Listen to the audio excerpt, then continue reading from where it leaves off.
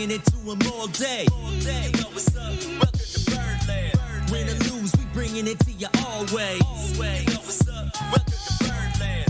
Orange or black, we rebuild the pack. No matter where we at, you know we coming back. Section 336, we on this, so tune in.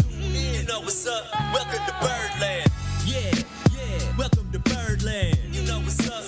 Welcome to Birdland. Now, here come the boys from Section 336. Ladies and gentlemen, boys and girls, Baltimore sports fans of all ages, welcome to Section 336, the next generation of Baltimore sports talk. I am your endearingly stuttering host, Matt Soroka. As always, I'm joined by a guy who celebrated in, I'm sure, appropriate fashion when the impossible happened on Sunday and Relish won, the button lover, Josh Soroka. Josh, where were you when Relish finally won the hot dog race? People realize that the super excited fan that dumped Relish on himself, that was a staged, PR people by the Orioles, right? You realize that, right? No? You don't believe that? Well, you're referring to the video of someone getting Relish dumped over his head. Yes. And then an article that then proceeded to be written and passed along the internet about an Oriole fan being so excited that he dumped Relish all over himself. Yes, it had to be for a lot of reasons, right? Yeah, legitimately, they won't let you carry a bucket of Relish into Camden Yards. That's problem A. Problem B is Relish hasn't won all year, so they either had inside information or they just carried a bucket of Relish every single game. All right. Problem number 3. This is today's show. We're going to break down the problems with Relish. Problem number 3: the camera crew was framed exactly on him when Relish would win. Yeah. I think that's problem number 4. Problem number 4, no. They were all wearing Relish T-shirts. Yeah, all right, fine. Problem number 5, there were no strangers. How pissed would you be if you were sitting in front of those people and you got Relish splattered all over you? Well, in fairness, the seats are pretty spread out there. All right, and problem number 6, big mistake by Oriole PR. They don't have the patience. Remember the Nats? The Nats waited 3 years for one of their presidents to actually win the president race. Oh, really? I don't know. Yeah, I don't remember which one it is or whatever. Probably but Lincoln. I remember they made one of the guys wait 3 years until he finally won a race. The Orioles blew this in 65 days. Yeah. That's 30 games. Well, you need to let the Relish go 162, 161. If you did it on the final home game, and then I guess he lost 80 times, 1 in 80. Then I'd be fine with that. But I'd rather you wait until the Orioles are ready to win. The problem is whoever's doing the hot dog races is clearly not Mike Elias, because Mike Elias can wait many years for something to win. Mike Elias has that patience. Clearly, the people in charge of the hot dog race are old guard of the Orioles. Or maybe it's Brandon Hyde, who's like, crap, I don't care. I just want to win now. I'm tired of losing. So you're saying it's a distraction. It's let's get people to stop talking about the fact that the Orioles keep blowing games, and let people talk about Relish. Well, ironically, this week, there's so many good things that happened with the Orioles this week. Josh, I see you're chugging a Red Bull. How many Red Bulls have you had over the past 3 days? This is only my... under 10 in the past 3 days. This is my second. Did you go to Sam's Club and just buy a 24-pack for your week there? I have a 12-pack and then some other stuff currently, but I may need to refresh because, this is the week. And I think I've done 336 many times from here where I'm up in New Jersey for the middle school camp. Yeah. And this year's a little different because it's 2 weeks back-to-back. So it's two 5-day camps back-to-back. So I'm up here for 10 days instead of the normal 5. Right. So, lots of Red Bull will be drunk and drank. Yeah. Which is why we're recording in the afternoon and kind of squeezing in a kind of short episode, which is weird for us.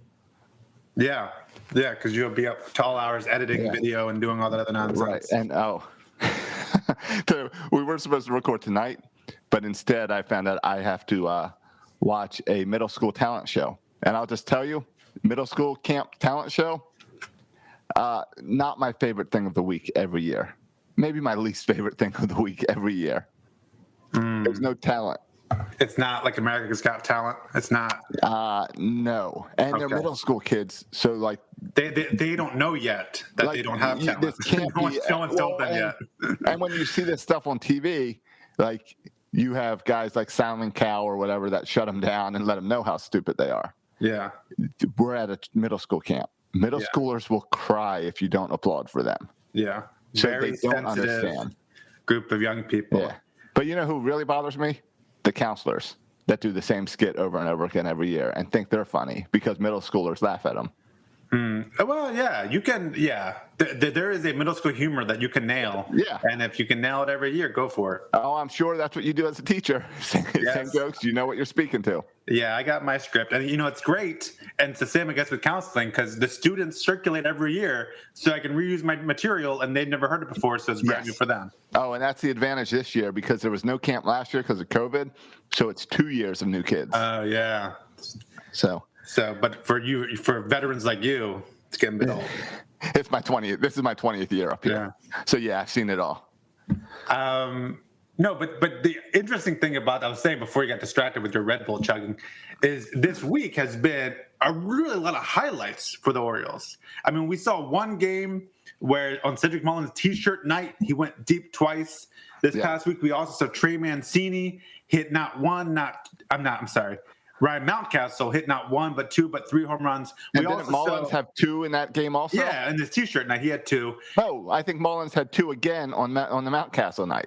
Well, that was the same night, I think. I think that was all Friday. No, that was Friday, and that was... Saturday, too?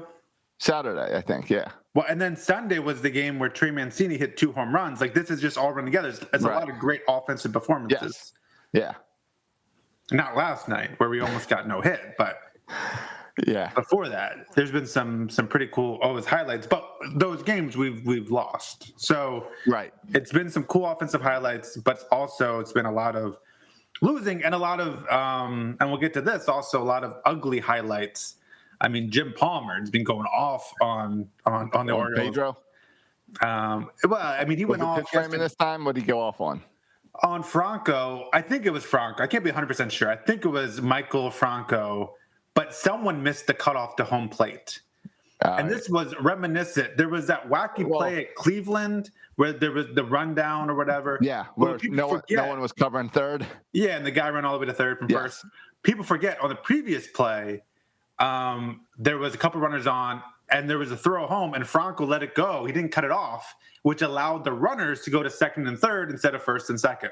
So this is the second time in a week where Franco has missed the cutoff or someone else has missed the cutoff. Right. But that's like basic little league, know where it is and cut the baseball off so the runners can't advance. And we're not doing that. So that's been frustrating. Yeah, there's been a lot of, and it's just like, pass balls behind home plate, catchers that aren't catching pitches. I mean, a lot of little fundamental stuff that's been hurting the Orioles lately.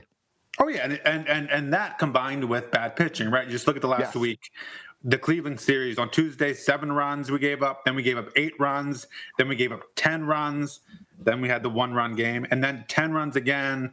Then 7 runs. Then 10 runs last night. I mean, that's ridiculous. I mean, you can't win when you're giving up at least 7 runs in every single game except for one this past week. That's hard to win some baseball games. Was it Saturday that we had a 3-run lead in the 8th and managed to blow it? Yeah, it was Saturday. I mean, some frustrating games. Yeah, it's been bad starting pitching, bad bullpen. Like, it's been just across the board bad pitching despite some nice offensive performances. Yep. How much of that's on the manager and how he's used to pitching for these late inning losses? Pulling pitchers too soon. Yeah. Like, it's hard, right? Because the cutoff stuff, I don't know who else you can blame except for the manager, right? Like, cutoffs... Cutoffs. You can't blame the manager for cutoffs. Not getting cutoffs is the players. Oh, really? Do you think that's managers? I think more than anything. These are major league pitchers.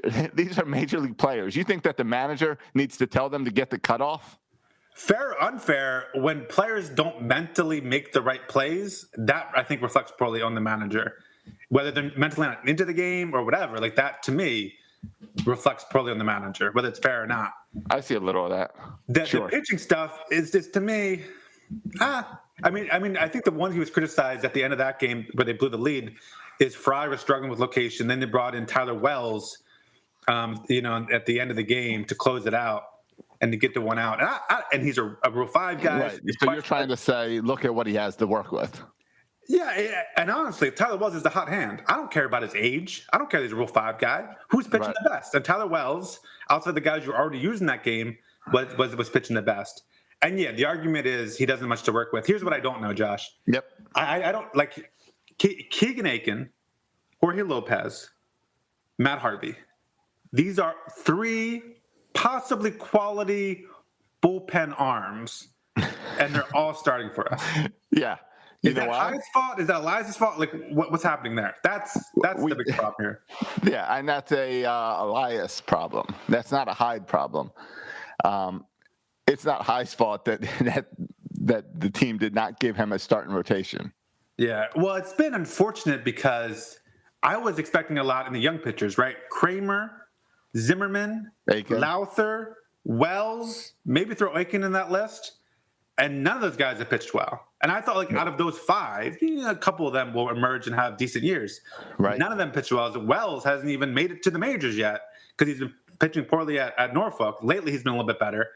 And Lowther, again, hasn't been able to be consistently in the majors because he hasn't pitched well in AAA. So it's just frustrating that there's not better options out there. It does. It makes you a little worrisome about even next year when you don't have rotation staff. I see the rotation coming together for 2023 with some young guys like Grayson Rodriguez and that other guy over in Bowie. But Dia Hall, yeah. Dia Hall, that's the name. But I don't see anything like this could get ugly in August, September. Yeah, and people forget, but in the offseason last year, they were talking about, okay, guys, just wait till we get Alex Wells and Zach Lowther and these guys come up and Aiken and Kramer and this will be a good kind of young rotation, but it's not. Like, they're not good.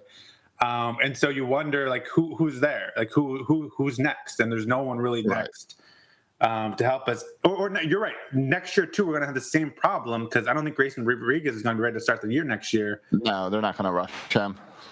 And what you should be happening is you should be trying to figure out, can Jorge Lopez be a good bullpen arm? Can Keegan Aiken be a good bullpen arm? But you can't do that because no one else is able to start.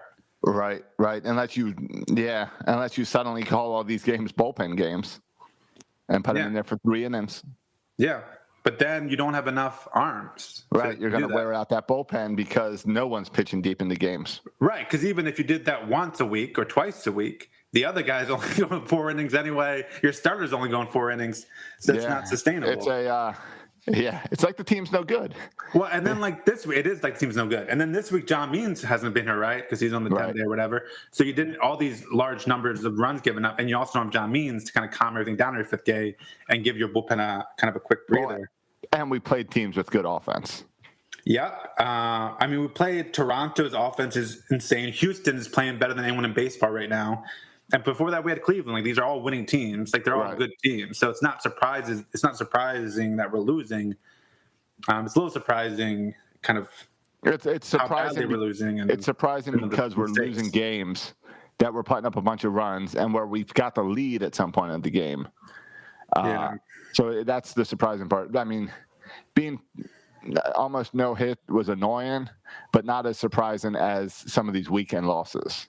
Yeah. I agree. I agree. It's been frustrating. You were up, what? Yeah, you were up 3 runs in the 8th and blew that on Saturday. And then Sunday, Sunday you played well enough that it looked like you were coming back. It was 6-4 at one point, and then things fell apart. Or 5-4, and then things fell apart. Yeah, I mean, the game Saturday was just insane, right? Because we had, not only did we have the lead, that was the game where Mountcastle hit 3 home runs. Right. Mullins had 2 home runs, and DJ Stewart had a home run. Right. Okay, so that's 6 home runs, and we lost 10-7. That is ridiculous. Yeah, but I did find it surprising that no one was really talking about our losing streak. When people really did talk about the losing streak when we lost 14 in a row. Yeah. But we lost 9 in a row before that win on Friday, and then we've lost 3 since then. So, we're 1-13 over the last week and a half.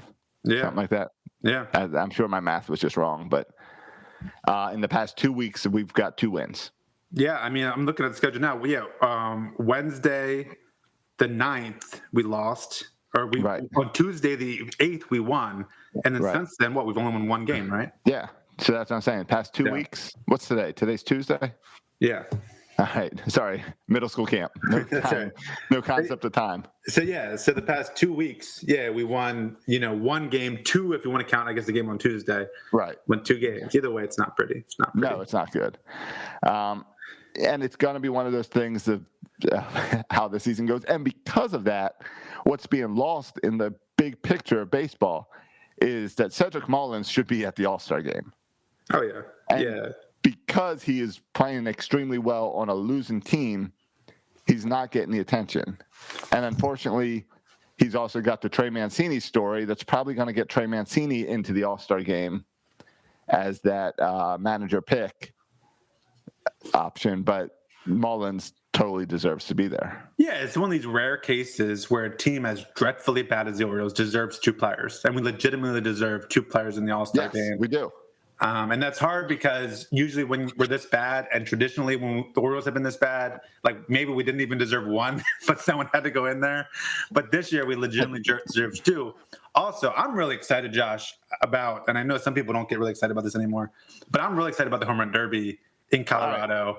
I'm pumped about Shohei Ohtani being there, who just hits massive bombs. All right, I want to see Trey Mancini in there. Have they announced who's going to the Home Run Derby? No, like I know Shohei Ohtani came out and said he wants to participate. There's no way the Angels are letting him. Oh, he said he's playing. Really? He said he's the doing Angels it, are okay with that? I suppose. I mean, he's a grown man. I get that, but he's also a pitcher / batter. He's their best hitter and their best pitcher. Right, exactly. He's their number one guy. Vlad Guerrero has declined. I think he was offered, but he declined it. So it's not set yet, but it's starting to trickle down. Baseball is stupid if they do not invite Trey Mancini into the Home Run Derby. Yep, I agree. The story of being able to focus on Trey Mancini and his cancer with him doing the Home Run Derby is just an awesome. We already know he's a lock for comeback player of the year. Yeah, put him in that Home Run Derby, and you can start that celebration stuff and the national storyline about Trey Mancini then. Yep, I agree. So, but I don't know how they're doing. Like, it seems like every few years they change the way they pick who does the Home Run Derby. Like sometimes it's like, oh, well, we're going to pick these 2 players, and then they pick their friends to do it. It seems like it's weird. Yeah, and it's weird because some people want to do it, some people don't want to do it. So it's right. Also, there's fear of it messing with you. Yeah, there's that. It ruined Chris Davis's career. Yeah, which I think is all nonsense. Well, I do. Davis, but I'm superstitious, but also think it's nonsense. Yeah. So. Well, I also wanted to touch on. Just wanted to note about Trey Mancini. Talking about Trey Mancini. Yeah. I was surprised by this, Josh. Fastest player in Orioles history, who began their career with Baltimore to reach 100 home runs. Yeah, I saw that. I thought that was surprising too. You would think it'd be someone like Cal. Yeah. Or I don't know, even maybe I guess not Brady Anderson. He just had a couple. That's what I was trying to think. Right. But and other guys, other big bats during that era, like your Rafael Palmeiros and stuff, did not start with the Orioles. Yeah, surprised Brady didn't get to reach 100. Is that what you said?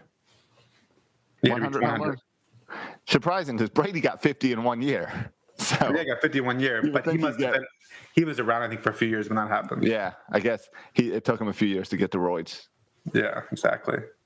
So or a good training regimen. So what? Just 2 weeks ago, we had this whole "do we trade Trey Mancini" discussion.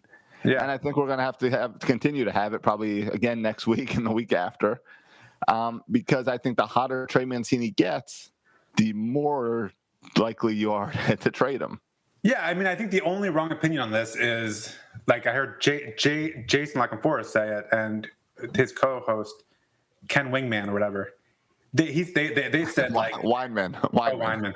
They said the answer is like he's definitely will be traded. He's gone. Like there's 100% will be traded.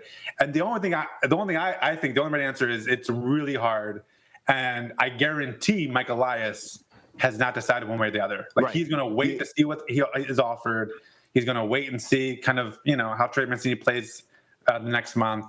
and it's going to be a really tough decision where you measure performance, also clubhouse presence, also what it means to this team. Like all those are parts of this. Right, all the jelly beans. Right, and it doesn't mean that, okay, that means you're not going to trade Mancini. It just means the cost might be a little more than teams are willing to pay, but we'll see if teams are willing to pay that.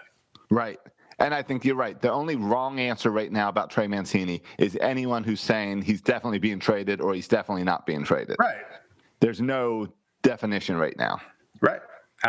There's just as much certainty as there is in who's going to go number 5 in the draft. Who the Warriors going to pick number 5? No one knows that either. So stop acting like you do. Right. Sure. And you did see, Josh, after starting, I don't know if you watched the game yesterday, you probably didn't because you're busy, but they did, after the first inning, they pulled Keegan Aiken aside and checked his glove and belt and stuff. I missed that. I got the game on late. Okay. So I was like, shoot, they need to make baseball fair, they should start giving, the ump should give Keegan Aiken something and check the other pitcher, but then give Keegan Aiken some spider tack or whatever it is to help him, just to make things more even. Competitive balance here. I'm thinking this is a money-making opportunity for us, where we need to come up with a machine, kind of like the machine that you go in the airport where you put your hands above your head and the little bar goes around you to scan for explosives or whatever, where the pitcher has to walk through it when going up to the mound, and it scans their body for foreign substance. Oh, I like that. You know? Yeah. Because I saw, a few replays where they're checking the glove, they're checking the hat, they're checking the belt line. Yeah. And it's like, because they know if there's one thing certain in baseball, it's that you're going to try to cheat. Yeah. So if you're checking the hat, if they catch whiff that, managers are checking gloves and hats, they're going to find a new place to put it. Yeah. Yeah, I mean, they certainly are. You're gonna see pitchers start tucking their shirts in between every pitch. Well, there already was a story. Who was that? Let's do Jeff Passan talking about players putting it on his crotch and reaching down there. I missed that story yet. But he talked about a player. He talked to a player who did this. It was just he adjusted himself several times an inning, and he was going down for something. Yeah. So soon we're going to see managers grabbing people. Yeah, and then other managers will complain about other players touching themselves too much, and maybe there'll be a rule like you can only touch yourself 3 times a game, and that's too much. After you touch yourself another time, that's too much. Now, since they cracked down on these substances, spin rate is down in baseball, and offense is up. Yep. So does that mean this is a good thing? Does this mean we can stop the discussion about moving the mound, changing the height of the mound, because we found the problem and now we're getting rid of this spider tack and things are balancing out? Yeah, I guess so. I mean, the other side of it is the Tyler Glass now who got injured. Right. And I don't know if you saw the interview with him, but he said, he had to change his grip on the ball. And I mean, he has a good point, right? Like you're throwing this out mid-season and he used the, whatever it is, the suntan lotion and rosin, whatever it was. Or the pine tar and suntan lotion. Yep. But he said he now has to change his grip on the ball when he throws just to have, the better grip. And he thinks that's what caused his arm injury too. And it is kind of messed up mid-season throwing this at the players. Yeah, that's my only problem with it. But it does seem to be better for baseball that you're cracking down on this. Right. Okay, I want to touch on, I went to the Blue Bay Sox game. Yeah, I wanted to ask you about that. You went and saw Grayson Rodriguez and the whole gas can thing, and you got to see Adley Rushman and all that. Yeah, and I got to tell you, Josh, we were sitting there in the front row 1. I was talking to Zany Bertrodi. Yeah, and he was praising you for the seats you guys got for this game. Yeah, he said, "I don't know how Matt got seats this good." Yeah, well, I got some sort of connections, Josh. I got the day before the game too. The day before the game, I waited. I stalled. Yeah, you say I'm Matt from Section 336. No, but what I did is you go online. I don't know why this is. Josh, you go online. They don't have all the seats listed. Yeah. But you call up, and I say, hey, what are the best seats you can get me? And all of a sudden, they can make things happen for you. I see. I tried a little, hey, I'm Josh from Section 336 with the Bay Sox today. Oh, did you? Yeah, because they announced they're doing their Top Gun giveaway in July. So I sent them a message saying, hey, can you send me one down to Florida? And they wrote back and said no. Good answer. Answer back. So I'm like, oh, whoever's now running the Bay Sox, whatever intern's running the Bay Sox Twitter does not know who I am. Yeah. So I got to make some new connections good. over there. Put you in your place. I have one of those in a box somewhere now. In a pod. In a pod somewhere, yeah. But yeah, it was the feeling, Josh. It was a weird feeling, right? Because I mean, it wasn't even a sellout. I think they announced 6,000 people there. Hey, that's more than some Oriole games this season. You're not wrong. And so for that little stadium, it was pretty crowded. Was it an excited crowd?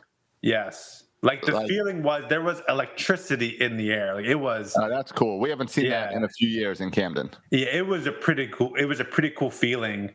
Like they were just into it. You could tell they were into it, both with the gas cans. Did you see friends there? Like the noise. Yeah, I saw a friend of the show, and not friend, I don't know, a listener, and a former student of mine. A friend of the show is like we've interviewed him. That's not really. Well, a friend of the show would be RDT, Derek Arnold, any of those guys down there. I saw RDT. I talked to him for he was sitting in my same section. Gotcha. So I was talking to him a little bit. He accused me, I think, of not being loud enough. I don't know. I don't know how comfortable I feel being loud at the ump in a minor league game, sitting in the first row. It doesn't do it for me. Yeah, in the major league game, you understand you're going to yell. Yeah, I hear you. With the ump for a bad call in a minor league game. But I talked to him for a minute. I mean, Grayson Rodriguez, he got hit a little bit, but he's throwing hard, throwing just 100 miles per hour. He hit 103 one time on the gun. I don't know how accurate that gun is. It's not a minor league gun. I mean, 103. Yeah, I heard. But even if it's like 3 miles per hour too high, then he's hitting 100. He's hitting 100. And even the last inning, like the last inning he pitched, he was hitting 98 consistently. How much substance? I don't know. You don't know those minor leagues. I think Steve Johnson said I think he said on Twitter he didn't start using stuff till he got to the majors. Like there's something about the major league ball that's slicker or something. I don't know. Or that's when the majors is where they teach you to cheat. Or that's where everyone does it, so you start doing it. Right. Yeah. But no, it was exciting. It wasn't the greatest baseball game. Adley Rutschman came up with the bases loaded and hit into a double play.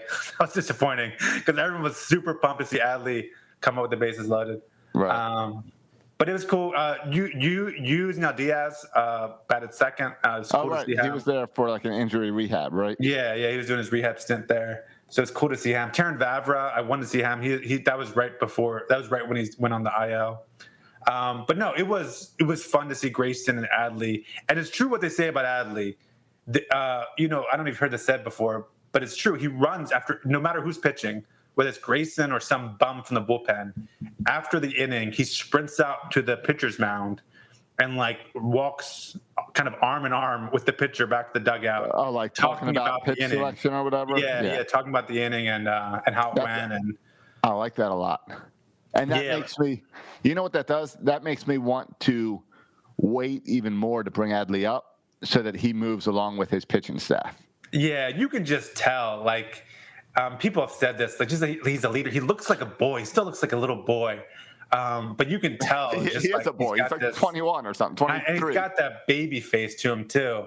But you can also tell how kind of pitchers look at him and just read any quotes about him, how much he's respected on that field by the other players. So does tend to be this born leader. Right. He is the small stuff, right? Like he popped the ball up to second base. And he was by the time the second baseman caught it, he was at second base just because he sprinted the entire way. Just that kind of that kind of attitude. He was I noticed he had to strap up his own shin straps, his own catcher's gear. Shouldn't there be someone there to strap up his knee gear, to put on his helmet for him, to adjust his cup, if need be, to adjust his cup. There should be someone there. You're picturing it. You're acting like it's King Arthur or whatever. And yes, there should be a little squire. And he's got the squire putting on his armor. There needs to be a squire there to put on his armor, to follow him everywhere. So you're saying the bat boy's got to step it up. Yeah. I don't want Adley exerting any energy not involved in the baseball field. And there was like this awkward moment too where a runner stole and he threw a seed right to second base. There was just no one covering second base, unfortunately. So the whole outfit, I was like, what am I, camping yards again? What's happening? I know, that's an Oriole move. Yeah, and I think that had to do with also Vavra, our regular shortstop, was just injured. That was like the first game he missed. And so there was like a new second baseman, and the second baseman went to shortstop, so everything was kind of mixed up there. Gotcha, that's funny. But yeah, it was great to see them. I'm looking forward to seeing some more Adley in my future and Grayson Rodriguez in my future. But the takeaway of the game was the crowd was super into it. It felt electric. People were pumped into it. It was really fun. Right, because these people are going to all be at Camden in a couple years when these guys are coming up, along with the buzz that these 5,000-6,000 people make then grows, and that's why we're going to have packed stadiums in a few years again at Camden. Yeah, and it's not just the amount of people, right? But it's like when we go, I mean, who cares, right? Who cares? Like, I want to root for the Orioles. Right. Who cares? But really, right? I'm watching Jorge Lopez pitch to Pedro Severino. What am I watching here? And we're going to hang out and enjoy time outside, enjoy the game. We're not going like with dreams and aspirations of the World Series. Yeah, it's as much just to hang out as it is to watch the game, right? Yes. But when you went to see Adley and Grayson, I didn't go there to hang out with the zany one, Burt Rohde. I don't really care about him. He was just sitting next to me. But I came to watch Adley and Grayson. Right? How many times did you tell Silas, this is the future? This is going to be what Cal Ripken Jr. is to me. Yeah, no, but I did say when he said, I want to get up and walk around, Dad, I said, no. Adley comes up in an inning and a half. We're not going anywhere until I see Adley hit. And as far as when Grayson's pitching, we're not going anywhere either, all right? So come the sixth inning, we can walk around a little bit more, but I'm staying here to watch Grayson pitch and Adley hit. Right. Yeah, because don't worry, Silas, one day you might have a little brother named Adley, and you need to know why. Yeah, absolutely. At what point, Josh, do you think it's safe to name a kid Adley? Is it safe yet? I don't want this to backfire. This could be like this could be Ryan Miner. With Brooke, you're safe, right? Like, he's established his legacy. With Camden, you're safe because, again, Camden's not going to lose its luster. And hey, if you named your kid Manny years ago, I get it. Manny Machado was exciting, but do you really want your son named after a San Diego Padre? Yeah. No one will ever remember Manny Machado as a Baltimore Oriole. Well, we will, but yeah, and anyone outside of Baltimore. Right. But Manny, even maybe you can say, there's other people named Manny. Like, that's a pretty popular name, Manny. But Adley is a little more unique, I feel Who else you going with? Manny Ramirez? Oh, yeah, he named him after Baltimore Red Sox. But yeah, Adley is like there's not a lot of Adleys out there, so people are gonna know. And what if I name my kid Rutschman? That'd be more obvious, Rutschman. All right, yeah, you're right. Then you better go with Grayson. Is Grayson safer? Yeah, or DL. What they said, there was a question at the game what DL stood for. I forget what it was, but when I heard it, I was like, "Oh yeah, that's why it goes by DL." it was a little bit silly, but that's why it goes by DL. Yeah, I don't. I've never like wondered what does DL stand for. They said it at the game, and now I forget. Disc jockey? No, that wasn't it. Dayton Lane. Yeah, Dayton Lane. That was it. So I like DL better. Yeah, DL is better than Dayton Lane. Yeah. But no, really fun game. And then I also found out, sticking with the minors real quick, I was reading the article about, because anytime Hurston Kerstedt's name is mentioned in any article, I read it because I become a little bit obsessed with finding out. I'm a little concerned about our take on Kirsten, I think, has changed over the past week. Yeah, because over the past week, we found out he had, I guess, a reoccurrence or something. Yeah. This heart inflammatory thing. Yep. Myocarditis had kind of ignited, reinflamed, I don't know what the word is here, has reoccurred. And so has kind of been put on hold again. And so again, when you talk about heart inflammation, he can't even play. I mean, everything's been put on hold. So we wish the best for him. But I was reading an article about him because, I'm really concerned about the state of the Orioles' future. I do hope the best for him as well. I wish the best for him and his health and his future and all.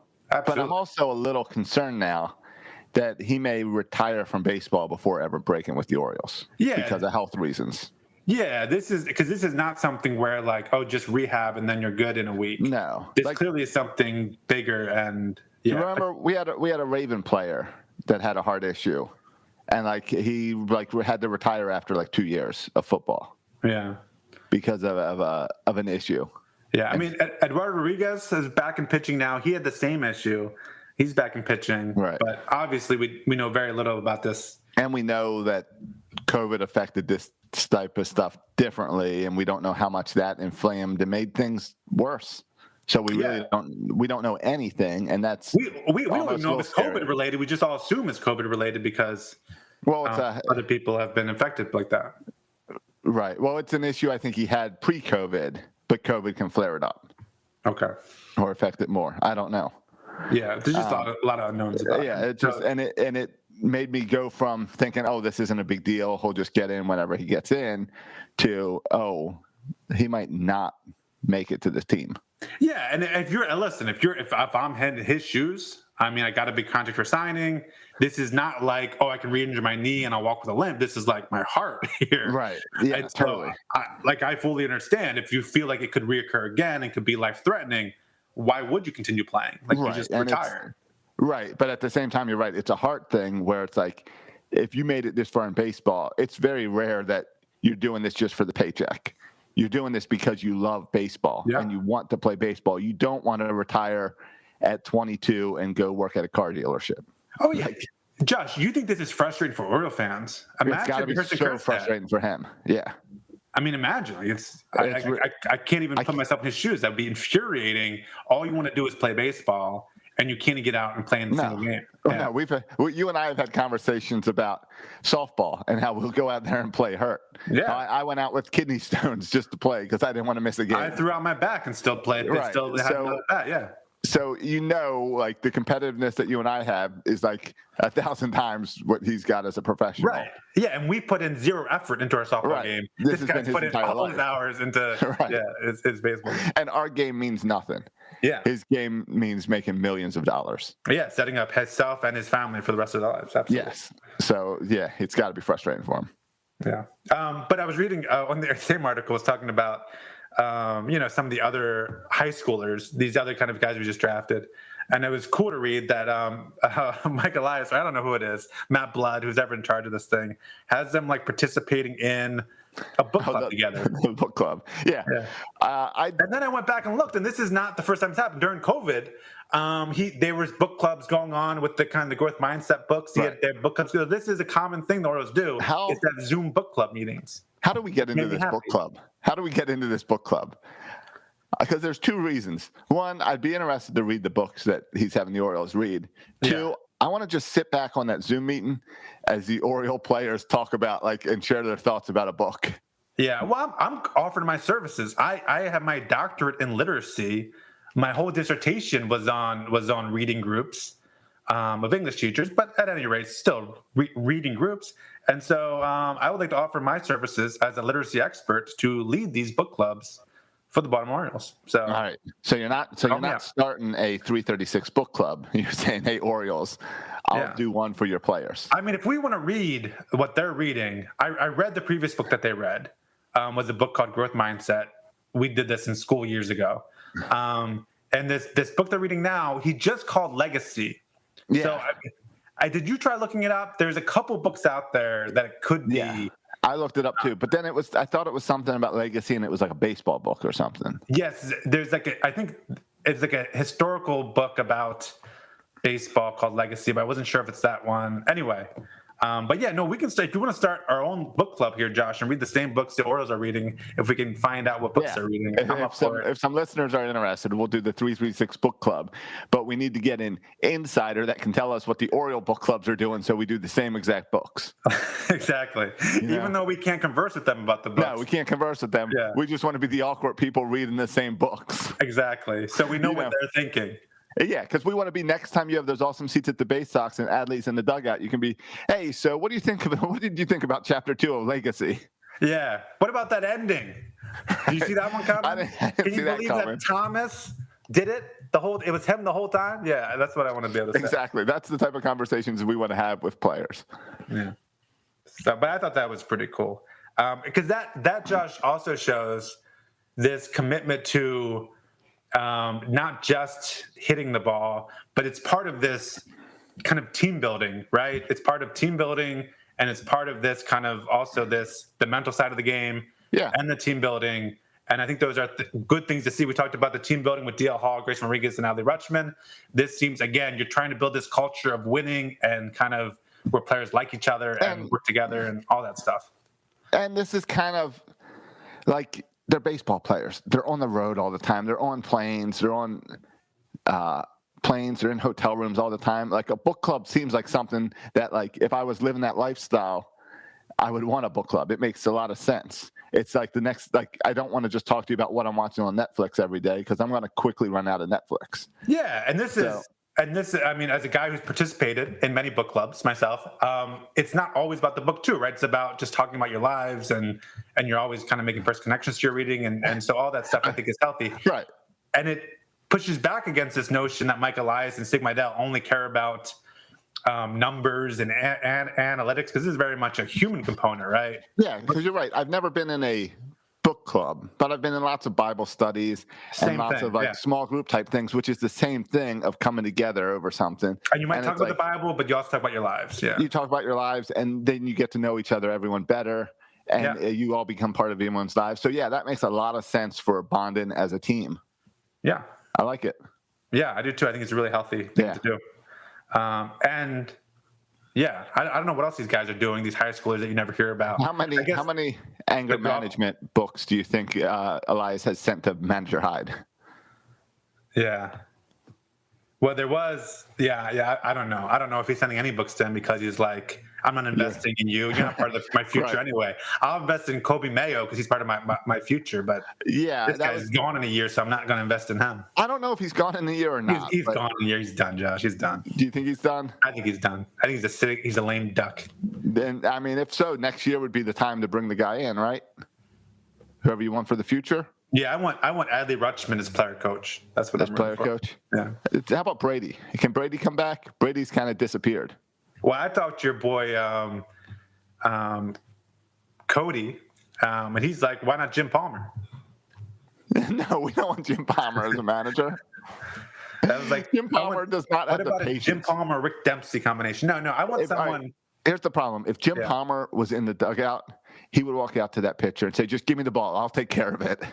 Yeah, my favorite idea is people suggest bringing up Buck Britton, promoting Buck Britton with Grayson Rodriguez and DL Hall and Adley Rutschman, all these guys. Like promote him Norfolk next year and then promote Buck Britton to the majors. Like, that's cool to me. Though I don't know if you want a guy without kind of major coaching experience. I don't know if you want to go that route with young players too. It might be better to have a guy who's been around a long time.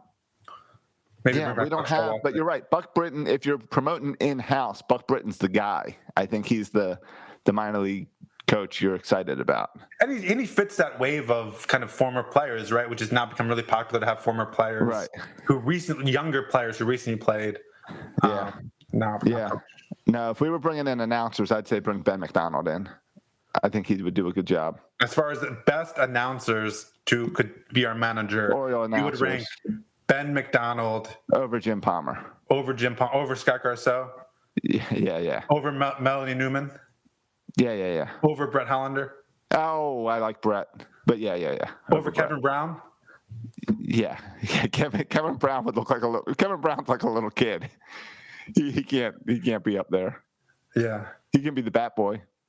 Over who's the guy who's also on 105.7 The Fan, who's sometimes on there, does the Rob Long? Oh yeah, over Rob Long. Yeah, over Rob Long. All right, fine. Yeah.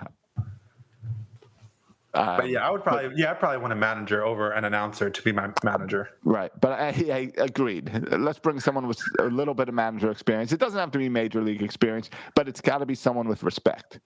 And Chris Davis showed us 2 years ago that no one respects Manager Hyde when he tried to fight Hyde in the dugout. Yeah, this is a really interesting time as far as being a manager goes, right? Because what's in now is the Manager Hyde as being kind of this player's coach, right? Like Manager Hyde very much is player's coach. He's reluctant to criticize, reluctant to kind of call people out. Like he wants to kind of be your buddy and be your friend. That seemed kind of different from Buck Showalter. That seemed kind of different than maybe that old guy for the White Sox who's managing there, and they're having some success. So Lasorda? Yeah. Lasorda? Is Not that Lasorda. old guy from the White Sox? No. Lou Piniella, but Pinella. Okay, where's Lasorda? Tommy Lasorda, is he still alive? Who am I thinking of then? He's from the Dodgers. Joe Torre, maybe you're thinking of? I don't know who you're thinking of. I don't know who I'm thinking of then. Tommy Lasorda was the old Dodgers. Yeah, I know he was Dodgers coach. I thought he was still coaching. No, I don't even know if he's. Well, I'm going to say I don't know if he's still alive. I don't think he's still alive, to be honest. I thought he recently passed away or something. He did die in January. Oh, he did. Okay, yeah. Yeah. I didn't want to say that when he didn't. He's managing the Angels. Yeah. Oh no, that's your guy, Joe Madden. That's who you want. Can we get Joe Madden over here? I do like Joe Madden. I am a Joe Madden fan. I don't think there's any existing managers in Major League Baseball that I would want to bring over to the Orioles. Yeah, I mean this offseason, managers, one of the decisions. I think this offseason is going to be fascinating for the Orioles, and we're getting a little ahead of ourselves. But I think we're going to see. I think it's really going to be a interesting time for Mike Elias, right? Because when you have this crop of young pitchers and players, and Adley Rutschman, Grayson Rodriguez-Diallo, hopefully at some point next year they'll be ready to join the majors. Tony La Russa was the guy I was trying to think of in Chicago. Yeah, Tony La Russa in Chicago. Yeah. Tony La Russa's a guy. These old managers who were managing when we were kids. Exactly. But as far as free agent signings, right? Do you try to be? And I don't not Galvis signings, not your Franco signings, but is this the off seasons to go actually get impact major players? I would hope so. I wanted Bauer this season, so the fact that they didn't do anything this season, I'm hopeful for next season. I think it was tough to make the argument this season, but for next season, when you're going to have this influx of young players, and you cannot go into next season with a starting rotation like you have right now. That's complete crap, and we're not even halfway through the season yet.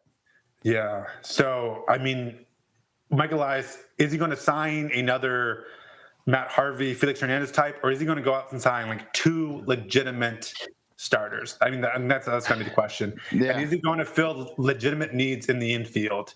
And he doesn't have to fill every hole, but he needs to fill a couple holes if we want to be competitive next year. And we can be competitive next year. But is he going to bet? There's a bunch of good shortstops. I saw rumors that Carlos Correa being a free agent, that connection with Houston. Do you want to sign him to a 5, 6, 7 year deal? And kind of like the Padres did with Manny Machado, where the Padres stunk when they signed Manny Machado. And they signed him, and then these players started to get promoted to the majors, and all of a sudden they were good. I think that's the position the Orioles could be in. And then you sell yourselves to these players the same way the Padres sold themselves to Manny. We know we're not good, but look at this farm system. And now we can say that. We can say our farm system's good, exactly. And the players are close. They're close. And if the Orioles go into next offseason and present us ahead spring training with a $40 million club again, like this season, I'm going to be severely annoyed and irritated. Yeah. Because this is the turning point where now it's time to get ready. Yeah. Enjoy it, Orioles. Get your number 2 draft pick this year. Get your number 2 draft pick this year, and then go out next year and try to compete and win. And because you don't want to call up Adley to a team of Matt Harvey and Jorge Lopez's. That's not what you want for Adley doesn't take a team from 70 wins to 95 wins. Adley and Grayson don't. Yeah. Right. Adley and Grayson don't. You need to get this team up to 80 wins, and then you bring those guys up. And you put together a team that can get you to 500, and then you bring those guys up, and that's the magic that pushes you a little further. Yeah, and it's not saying that we expect to make the playoffs next year. That's not what we're saying. No. But you got to start filling some of these holes. You got to start filling them and you can't even fill them with little Scotch tape. You got to get some real solutions to some of these positions. And you cannot lose 100 games. No, you can't. Because, Josh, even when we call up DL Hall and Grayson Rodriguez, they were out of starters. That's 2 starters. And maybe John Means is still there. Right. Okay, you still need more starters. So how about you sign a legitimate starter to a 3-year deal with an option for a 4th or something. Right. And then see what happens. But we get the whole save money concept, but now it's time to spend. Yeah, and maybe you spend a little bit this offseason, and then 2023 you find out what your real needs are, and then you go for it. right? As we win the World Series. But we know what we can project, just like we're projecting that DL Hall, Grayson Rodriguez, Adley will all be up here. We can also project we won't have a shortstop for 3 or 4 years. We won't have 5 starters. We know where these holes are that we can project and know what to sign guys for. Yeah. Gunnar Henderson's exciting. He just got promoted to high A ball. Yeah. He's 19. A few years out. He's 19. That's why one of the frustrating things for me, Josh, and we can kind of wrap this thing up, but Jahmai Jones still being at Norfolk. Like, I want to know, is he the solution at second base or not? So it would be nice to actually see him play second base for the Orioles. Yeah, well, that's what irritates me about Stevie Wilkerson and these guys. They're not part of the future. Yes. These are not part of the future. We've seen them they were placeholders in past years. Show me a guy that you think can be here next year. Right. And I think Jahmai Jones can. But I think we have to find out. Like, do we need to get second baseman or Jahmai Jones the guy? Let's bring him to the majors, have him play, over half the season with the Orioles and find out, can this guy be your starting second baseman next year? Because you're right, shortstop, there's no answers at Norfolk or at Bowie, really. Terrin Vavra is the closest guy.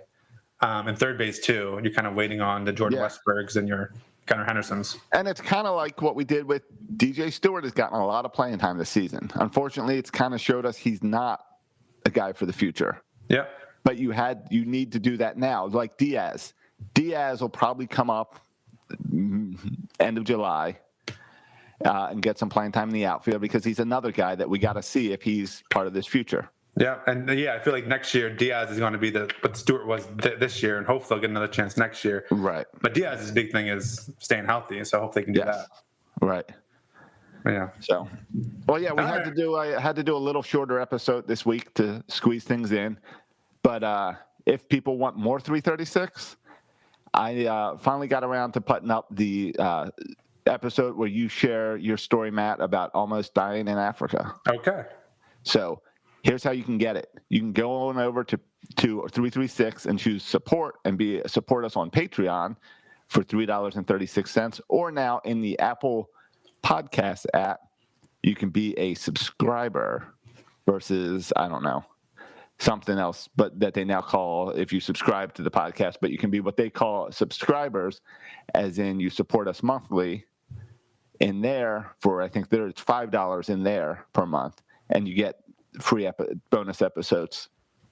But here's the thing. If you go on over to Apple Podcasts, you can get a 3-day free trial, which is enough for you to download the 3 Storytime episodes we've put out so far, including the Matt Dies in Africa episode that I just put out today. So go check that out on Patreon or on the Apple Podcast app. And we'll be doing some more bonus episodes coming up. I know come July, Zany's going to come join us in mid-July when we take a family vacation all together, and we'll do a few bonus stuff then as well. Yeah, those are always fun episodes. So go, if you don't want to pay us, that's fine. Go get the free trial over on Apple so you can check out those stories. It's been a while since we've posted them. Yep. And while you're at Apple, go ahead and give us a 5-star review. We always appreciate that. Follow us on Twitter. You can follow me on Twitter at Section336. You can follow Josh on Twitter. Matt, I was thinking about the iTunes review. I think you should give a word that you want people to use in the reviews. So we know that they're posting it this week. You give them a word that they need to come up with and put into their review. A little challenge. All right. Do you want me to give a word? Yeah, give a word. That way we know if you're a real 336er leaving us a review, you're going to use the word, this word. And maybe we'll have a prize if you use this word. Well, we'll come up with something. So we're talking about book clubs. We can make it general to say the name of a book, or the name of the book that was mentioned in the article that the guys were reading was Legacy. All right, so if they used the word legacy. Right. You don't have to say the book, about the book. You just have to use the word legacy. Somehow incorporate the word legacy in your review. Right. So we'll send a prize to the first person to use legacy in an iTunes review. Is it going to be an Austin Hayes Top Gun bobblehead? It will not be. It will not be. It'll probably be a 336 shirt. Or it will be a 336 shirt. I'll send a 336 shirt to the first person to use legacy. The first coconut to use legacy in the iTunes review. All right. Josh, how can they follow you on Twitter? At Josh Soroka. Thanks for listening, boys and girls. And as always, go O's.